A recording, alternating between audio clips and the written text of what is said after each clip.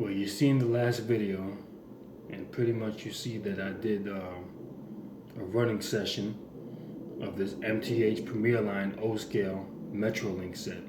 This Metrolink set comes with 4 bi-level cars, 3 coaches and 1 cab car, and an engine, which you currently see right here.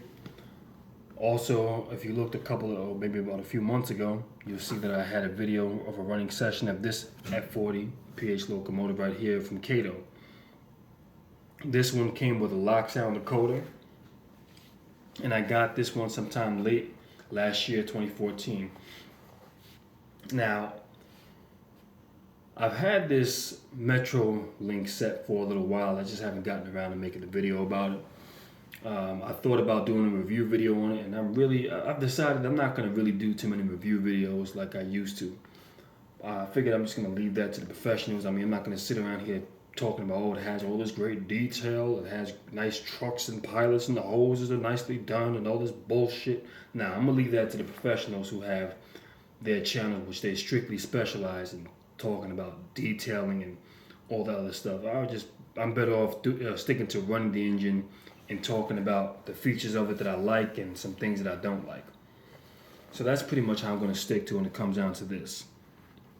Now, if you looked at that video of this engine, you'll notice, or if you've ever owned, or if you own an MTH F40 locomotive in 3.0 sound, then you know that this is not the correct sound file that MTH selected for this engine. The sound file that I have in this, or installed in this locomotive right now, and that I was running in the last video, is a sound file that I selected from an SD45 Southern Pacific, to be exact. Now, I've spoken before on the sound files with MTH and how I'm not very thrilled with the way they produce their sound files. And if you actually listen to an F40 locomotive, it actually sounds, if not exactly like an SD45, very similar. An SD45, the GP 40-2Bs, those all pretty much have a very similar or exact sounding prime mover. So when you listen to the sound file that this has, which if you want to see that, then you go back and look at my Caltrain video that I did in MTH O-Scale, which I reviewed that locomotive with that consist. That's the original sound file that MTH selected. And as I stated before, that's a sound file that I'm not impressed with, I'm not happy with. It just doesn't sound, in many different cases, it sounds like a generic sound, like something they made up and slapped into it. I mean, I couldn't even relate it to any running locomotive that I've actually ever seen in my life, whether it be on YouTube or whether it be face to face. So that was something that wasn't going to sit well with me. And as a matter of fact, I'll probably end up swapping out the sound file on my Caltrain MTH locomotive as soon as I get a chance, and I'll probably wind up putting the SD45 sound files in it because I just think it sounds more accurate. Now, with that being said, if you look at how I was running this Metrolink set in the last video, you notice that once I throttled up the sound file on the prime mover, I pretty much kept it up. I didn't bring it down too much. I think the highest I brought it up was maybe to notch 6, and I probably brought it down no lower than notch 3. Now, the reason why I did that is because I was trying to replicate something, and this is what I want to talk about in this video. I was trying to replicate something called head-end power. Now, some of you know what this is. Some of you know how this is supposed to work, that this is a feature set up on passenger locomotives to distribute power, electricity, heat, air conditioning for passenger cars. Now, as far as what I know, there are 2 separate ways that this is produced. One is by having a constant generator that runs separately from the prime mover that distributes power and whatever other accessories that passenger cars need. And then you have the prime mover, which constantly stays in notch 8 or somewhere in a high gear to keep or generating power. I don't know if it somehow generates power off the traction motors or whether it's the prime mover that just generates power into the passenger cars. I'm not too sure how this works. I'm still trying to gather a little more information about it, little by little. But that was pretty much what I was attempting to do when I was running this engine. I pretty much didn't bring it down any lower than notch 3. In certain cases, I didn't even bring up or bring down the throttle at all, even while docking stations. And that's pretty much the reason why for me doing that was pretty much because I was trying to replicate the head and power mode, and pretty much to replicate generating power for the passenger cars. Now, Lock Sound also produces a feature in their sound decoders that replicates this as well. Of course, this is the Lock Sound decoder installed in this one. This is a Kato F40. And if you hit F5, pretty much what this will do, this will bring up the prime mover all the way up to notch 8, and to keep it there. I believe in certain cases, once they dock the station, the prime mover might go down one gear. I'm not exactly sure what's the reasoning for that or what's the purpose of doing that, but I've seen a few videos where they've actually done that. Lock Sound provides a feature for this F40 where you actually can have it once it dock stations, it'll go down by one notch. And as you start pushing or pulling out of the station, it'll go back up again to notch 8. Now, as far as I'm concerned and what I know, there are two different means how this is generated. You have the F40s, which I believe have been modified, which have separate head and power generators, and then you have F40s that just use the prime mover and keep that at notch 8 in order to generate that power, that separate power to those passenger cars. I believe Amtrak, Metrolink, the Chicago Metro F40s, I believe maybe a few others, I'm not sure, but those are the three I can think of off the top of my head that pretty much generate head and power by using the prime mover and keeping that at notch 8 in order to generate head and power. Now, how you can easily detect this or determine this when it comes down to whether an F40, I'm going to just strictly keep it to that, is if you look at the top of the locomotive, you're going to see that both locomotives have four spinning roof fans. On the O scale and the HO scale, they both have 4 spinning roof fans. So when you look at that and you notice that what it should tell you is that generates head and power by throttling up the prime mover to notch 8. Now, as far as what I know, Metro North, their F40s, New Jersey Transit, Caltrain, and a few others, I'm not too sure, but their locomotives generate head and power through a separate diesel generator, if I'm not mistaken. Now, if you take a look at the video that I did when I was at Secaucus Junction and I was filming the New Jersey Transit, the first F40 that pulled into the station, and the thing is, here's the difference with me and some other people. Some people, they'll just film and they'll have their camcorder filming from a still angle, and they'll keep the tripod pretty low, and they'll just have like 2 separate images of the train pulling in and then pulling out. Usually with me, when I film trains, I like to move my camcorder around, so I'll take it off the tripod. And if you take a look at that video and you look at the reason why I took it off the tripod and filming the trains, you'll notice when these locomotives pulled in that I was filming the top of the locomotive, especially that F40. And the one thing that I was looking for, pretty much trying to display, well, there were 2 things. The 2 things that I wanted to display, and I once again direct your attention to the top of both of these engines. The 2 things that I wanted to display was, number 1, I want you to notice how it had 5 spinning roof fans. Once again, this one here has 4, but when I was at Secaucus Junction, that one had 5 spinning roof fans. And also, this one here has 4 spinning roof fans. And also, what can let you know if this how you know if this has a separate head and power generator, on the left-hand side of the locomotive. If you look somewhere around here, and this is another thing I was pointing out or trying to point out in that video, is it has a separate exhaust stack. And that exhaust is specifically for that head and power generator. Now, if you listen to these things when they pull in, you'll notice that the prime mover doesn't consistently stay at notch 8. When they dock stations, the prime mover will go back down notch 0. But what you'll notice if you listen to it carefully is that separate head and power generator constantly is running. You can hear it in the background in many different cases. You can hear the fan blowing to it. That's why it has a separate fan specifically to cool that generator down. And you'll also hear like the sound of a compressor. And this thing comes on periodically. I can't really describe it, but the best way I can really describe it is if you ever listen closely to a leaf blower. It sounds pretty much like that. And every so often it comes on and then it stays on for a little while, and then it cuts off. So I mean, if you can go back and take a look at those videos, you'll pretty much be able to hear what it is that I'm talking about. And also, there's some footage where I had of a Jeep 40, the Jersey Transit Jeep 40. I think I was in Bayhead. If you listen to it there, you'll see what I'm talking about as well. Also, the Jeep 40s also contain this separate head-end power generator from the Jersey Transit, the Connecticut Department of Transportation. I think it's Shoreline East. They have a few Jeep 40s that have a separate head-end power generator, and they pretty much run like this as well.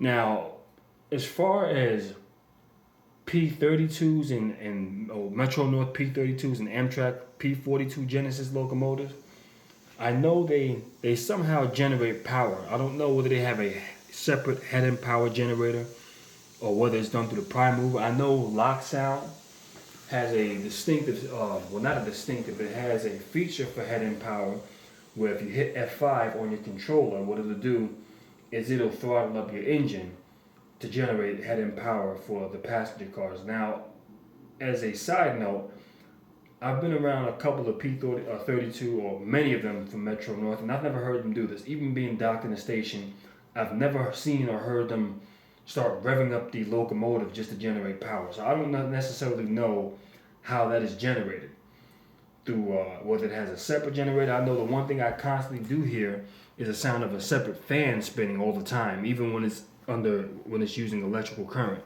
But once again, I'm not too sure how this is done or whatever the case is.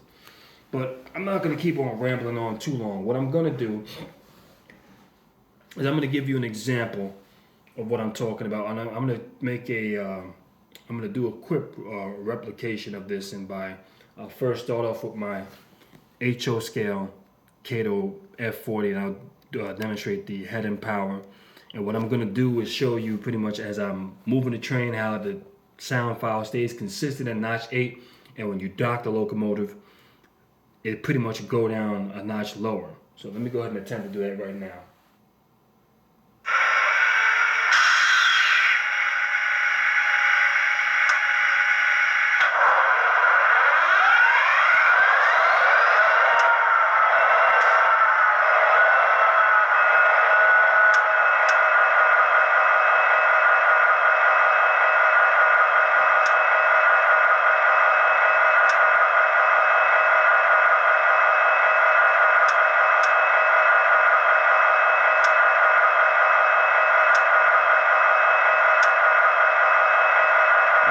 Let me set it up right now.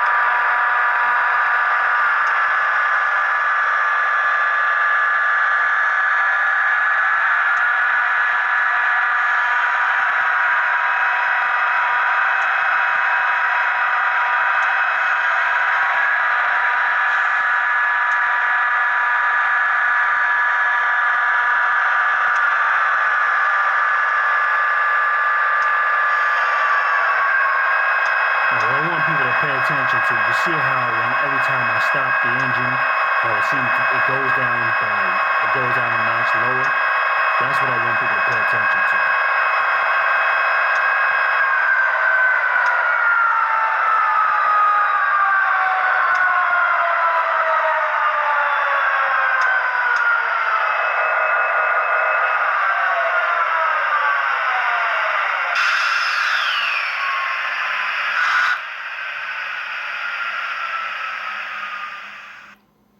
So that's a brief demonstration with this Cato P42. I mean, not P42, F40 locomotive. Like I said, what I want people to pay attention to is pretty much when I would stop the engine, it would go down one notch. When I'd move it again, it'd pick back up and go back to notch 8. So I would say it would go between notch 8 and notch 7.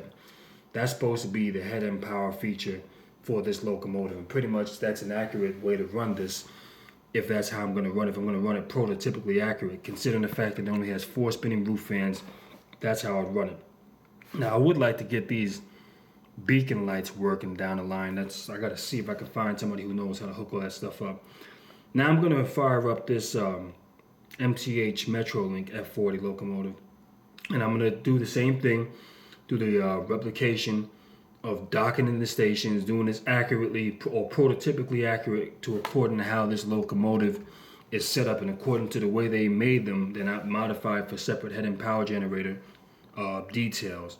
So this means it would have to be throttled up at notch 8 all the time. But of course, I'm not going to bring this up to notch 8 because when I've listened to these in New Jersey and the Jeep 40s that I've seen face to face, I've never heard them go up that high when it goes up to, I don't know if it's notch 8 or whether it's lower, but the highest I really need to go to really get the accurate replication would be like notch 6.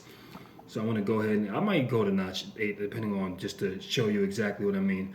I'm not going to fire up the smoke unit because I'm not really doing a run video, so I'm going to keep that off. I'm just going to give you a brief demonstration of what it is to replicate this head and power.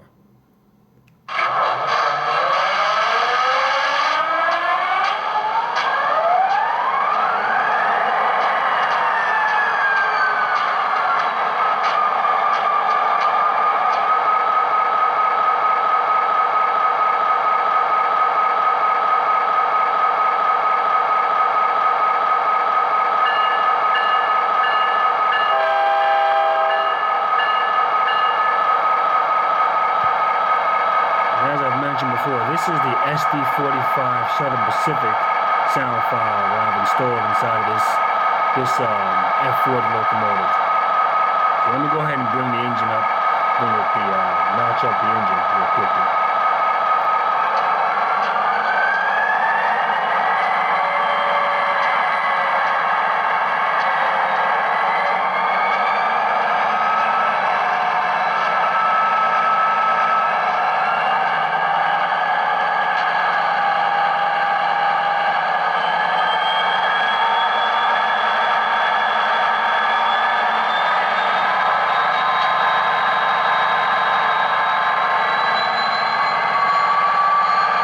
This gear ratio is the highest I've ever heard an F40 go up to, or a Jeep 40. But this one here, the sound file goes up a little higher. And that's the highest notch up that this goes up to. But I've never actually heard any of these locomotives go that high. So I don't know if this is accurate for an SD45 or whether this is just a feature that MTH might have made a mix-up on or what. So with that being said, I'm not going to keep on talking. I'll go ahead and I'll bring it back down. And right here, this is notch 6, actually. So I'll briefly go ahead and demonstrate docking in the stations and pulling out.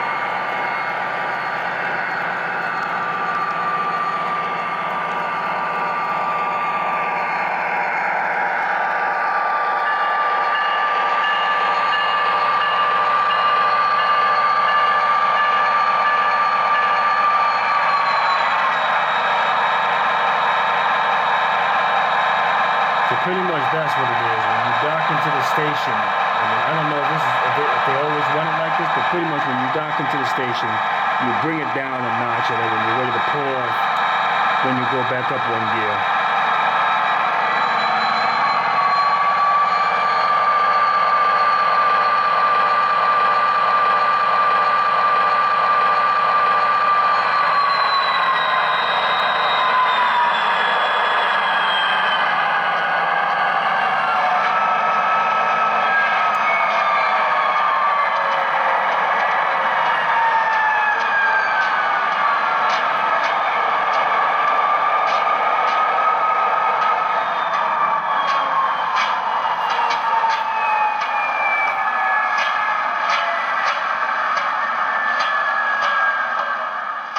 So that's all I really wanted to talk about with this video here. I just wanted to briefly explain or talk about this head-end powered generator stuff.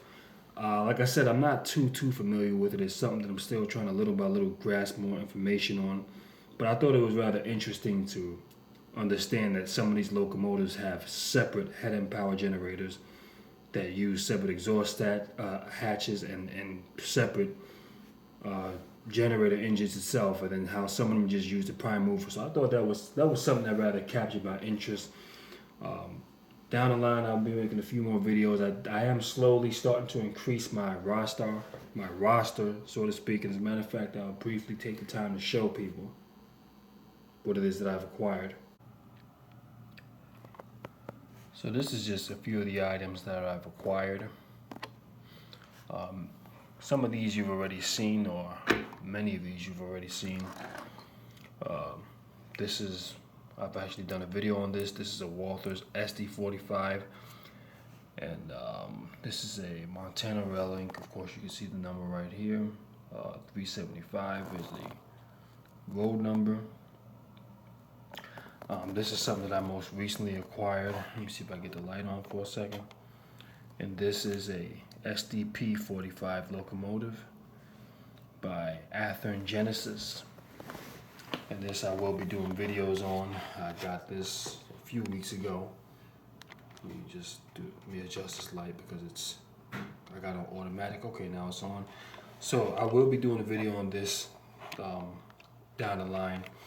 As you see, it's almost exactly the same as an SD45. It's a little longer. I guess they say that this part here was for the steam generator that it had for heat, I guess, for the passenger cars. And you can see some of the detail here.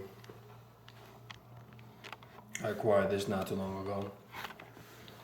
Now this is another SD45 which I've done a video on. Now I want to let people know, don't get it mistaken for the the Rio Grande SD45s that I ran back in 2012, because this is not the same locomotive. This is a Walthers SD45. Those locomotives were from Athearn, ready to roll. That's another reason why they didn't have sound. This is, I'm not exactly sure the name of this SD45. Hold on, let me see if I can zoom in on that really quickly. Maybe people can see it. Northwestern SD45. And this is something else this is another Walthers SD45 that I picked up. I got this not too long ago. This one here, the Rio Grande, this one here, and this SD40 locomotive, this CSX, this is a Intermountain. This is from Intermountain CSX locomotive SD40. And I've introduced this briefly in some of the videos that I did late last year. And I'll probably do a few more run videos of this. This one, I like this, and it works good. This comes with a lock sound decoder. By the way, all of these other locomotives are T-Tsunami sound decoders. I do like lock sound better. However, I will say the one thing about lock sound is I do believe that their locomotives are more prone to problems, and I believe the reason why that is because they have so many different features, or more features than T-Tsunami, that they seem to malfunction just a little more. Tsunami, you know, the sounds features are, they make some pretty accurate sound features, or close to accurate sound features, but they don't seem to malfunction as much as lock sound decoders. But either way, I do like lock sound better. I think it's a more accurate sound. I think it sounds better, but I just think it's more prone to problems. Hopefully they'll be able to work out the bugs down the line and get them to function properly. So pretty much everyone has seen this one here, the CSX SD40-2, the SD45. We've seen, that's from, Montana Real Ink, and we've seen this one here, the Rio Grande SD45. We've seen all three of these in action. This one I have yet to display it in action, but I will have some videos down the line with this engine. I don't know too much about it, but I know it just, it looks great, so I decided to go ahead and purchase one. Of course, well, this one has Tsunami sound. It just, by the way, this one is louder than the Walthers SD45s that I have. I'm not exactly sure why that is. And this here is the fleet that I was running back in 2012. Now, let me see for a second. Let me just get the name. Sorry if the camera's moving a little bit. The one that you're looking at here, this, what is it? Union Pacific, right? All right, I'm not sure. I don't have the name offhand, but I'm going to go ahead and look at the box really quickly. So give me a second. Let me focus this out. And I'll go ahead and get that name. And this is a DDA40X locomotive. I don't know too much about this, and I'm not over there on the West Coast. But the locomotive looked well. It looks good, and I just decided to pick one up. I bought this one back in late 2000. No, sorry about that. I believe I purchased this back in 2013. Now, like I said, back at that time, I was so naive. I didn't think to go out and buy locomotives with sound. So this one came with no sound. However, I did correct that mistake and decided to purchase one with sound. I'm not going to display it in this video. You're just going to have to wait and see when I make a video giving it a run session, and that's pretty much how you're going to see what it comes with. It does have a few different features, like an air conditioner box and ditch lights, and it has a few other different details. But either way, both of these locomotives, they're from Athens Genesis. Just one is with sound, and the other one, what you're looking at right now, comes with no sound. Even though it does run great, it is the heaviest locomotive that I have in HO, and it has the greatest amount of pulling power. And it comes with the one with sound. It comes with Tsunami sound and dual Tsunami sound decoders. So it and the sound is nice and loud, so it definitely is not a disappointment. Now this one here, the AC6000, I believe, I don't know if this is an Atlas locomotive, I'm not sure. Let me see if I focus directly on this one. Alright, I did one video on this back in 2012. The reason why, and I would love to do more videos on this, I just have not been able to replace these couplers, and it comes with real crappy plastic couplers. There's some detail on here that I was trying to add on that you got to pretty much add on yourself, like the handrails along the side and whatnot. And for whatever reason, those didn't fit in correctly, and that's another reason why I've never did another running video on this one again. However, it does have good ditch lights and headlights, so I have no complaints with that. Now this one here is my U-boat, Metro North U-boat, which I gotta say, out of all the locomotives that I have with no sound, this is the most impressive one. I love its performance. It runs beautifully. I plan to get a lock sound decoder installed on this one. I just gotta find somebody who actually knows how to do it, because I'm not savvy when it comes down to that. So down the line, I'll be looking into getting a lock sound decoder put inside of this, and I'll run this down the line once I got a lock sound decoder installed in this. Now on to up here. These are the SD45s that I ran back in 2012, late 2012. The Athearn ready to roll. Of course, these don't come with sound, and I'm probably going to try to get some lock sound decoders installed in these as well as soon as I can get or find somebody who knows how to do this. These are great running engines. Like I said, I just decided to buy them. I never thought to get them with sound. This is why I went ahead and did this, because back at that time I only went after what looked good, Not after sound. I didn't think sound was all that important, but now that I have matured into this hobby, I've decided to stick to buying things with sound. This is my P40, nope, not a P42. This is a P32 Metro North Genesis locomotive. This is a brass Overland model, and although it looks great, the detail is just spot on. It is a crappy performer. This is another reason why I've never ran it again after that video, the HO scale combination that I did. I think I did 3 parts of that video. But the reason why I've never done another video with this locomotive again in it, because it runs terribly. The engine fails, or they just suddenly short out on you and stop functioning. It really was a struggle just for me to get this locomotive in those video clips that I got it, and it was a miracle that it actually ran. But shortly after those video clips were done being captured, the locomotive went back into pretty much failing. The engine had shorts and etc. It was just a bunch of hassle. I'm gonna try to see if I can get the motor replaced and get some of the couplers rebuilt or whatever the case is, because it has so much detail that the detail affects its performance. Now, I don't know if brass Overland models will normally come like that, but I know this one here comes like that. I bought this one back in 2007. I'm gonna see what I can do to try to get this fixed up. It's because it's a pretty expensive locomotive. This is my Athearn Genesis. No, not Genesis. This is my Athearn ready to roll P42 Amtrak Genesis, which I more than likely will be retiring from my fleet. And the reason why is this here, because I've managed, just like you're looking at this here, this is a Cato Amtrak Genesis, and I currently own 3 of these Amtrak Genesis from Cato. This one actually currently comes with no sound. I purchased this back in the beginning of 2013. Like I said, one of the reasons why I did that, because I never thought for one second to get engines with sound, because it wasn't important to me at that time. That was just a matter of being naive and being new to the hobby. But this is one that I have with no sound. I currently own 2 other ones. One that comes with a lock sound decoder, which is on the road number 68. And another one that comes with Tsunami decoder, which is the same number as this one, 161.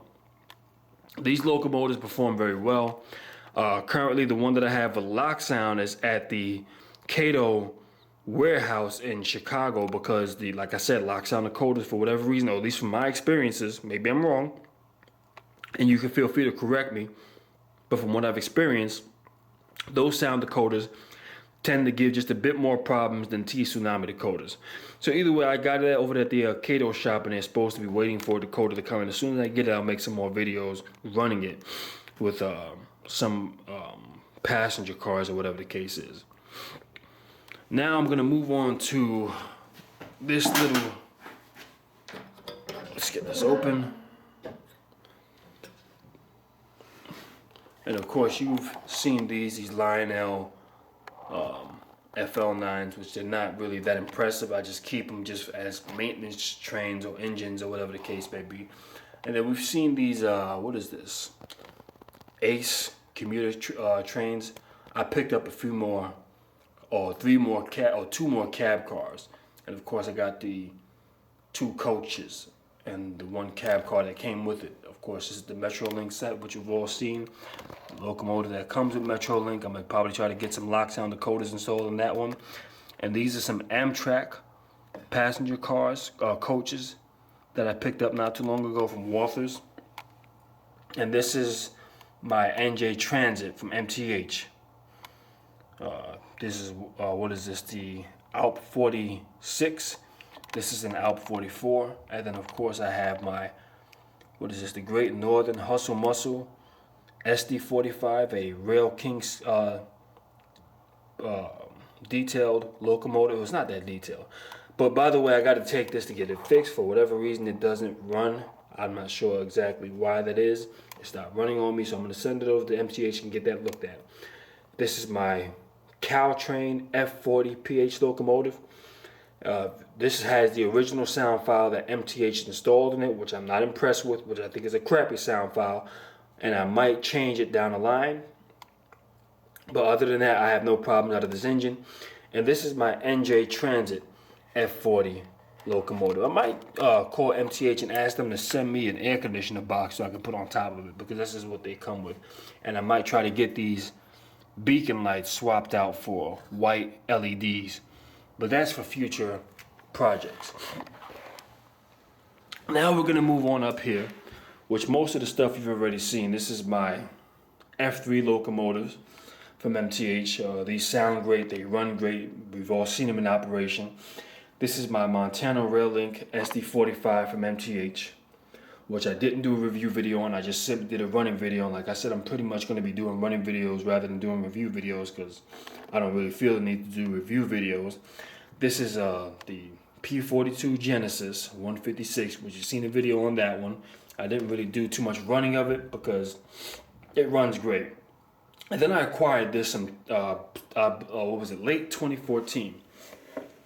And this is my, what is this? This AC 6000 CSX locomotive from MTH. I will be doing a video on this down the line, just not right now. This one runs great. However, I think the prime mover sound is completely inaccurate, because this locomotive here, from what I've understood, or from the few videos that I've seen, this sounds sounds exactly like a P42 Genesis locomotive, but for whatever reason, it doesn't have that accurate prime mover sound. This is my Lionel AC 6000 Santa Fe, which I've done a review video on this back in 2012. I never did a running session video on this. We'll do one down the line, because it's a must that I actually do a running session video on this, that I have this great locomotive. The reason why I haven't done it is because I don't have an advanced controller to actually make a running session video. And this is my Southern Pacific SD45 locomotive, which I didn't do a review video on. I just did a brief 2-minute running session video on. I latched it up with some Caltrain coaches in a cab car, and I pretty much did what I had to do like that. And these are my Amtrak from Cato. I think these are the Chicago Amtrak bi-level coaches, one coach and one cab car. So down the line, I'll be doing more videos. I got a few other things just right now. I'm not going to introduce it just yet, because I like to keep some of my stuff as a surprise. That's another reason why I haven't really done anything or shown people my entire roster, because I like to keep a few things just as a surprise. So as time goes on, I will be introducing a few more locomotives and a few more train concerts into the collection. So until then, thanks for watching.